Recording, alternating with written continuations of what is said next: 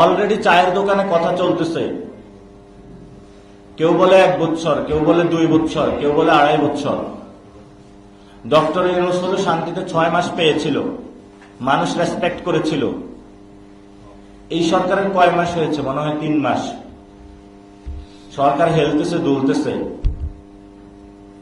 আপনি জনগণের ভোট নিয়ে আসবেন, জনগণের পক্ষে থাকবেন না, বিদেশি প্রভুর কাছে হলো সিজদা দিবেন, তাহলে তো একটু প্রবলেমেটিক। আমরা মাথা নোয়াবার নয়, সে কাজী নজরুলের পথ ধরে আমরা ইনশাল্লাহ সামনে এগিয়ে যাব।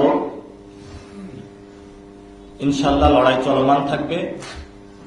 আমরা কোনো কম্প্রোমাইজিং এ যাচ্ছি না। যারা মাথা বিক্রি করে দিয়েছে তারা একটা মন্ত্রিত্ব কেউ পেয়েছে, কেউ এমপি পেয়েছে, কেউ প্রতিমন্ত্রী পেয়েছে, ওগুলোর সাথে তুলনা করে লাভ নাই। আমাদের অনেকে অলরেডি মন্ত্রী হয়ে এসেছে। তো বাংলাদেশ কিভাবে চলে, মন্ত্রণালয় কিভাবে চলে, হাওয়া ভবনের কিচেন ক্যাবিনেট কিভাবে চলে, সেগুলো আমাদের জানা আছে।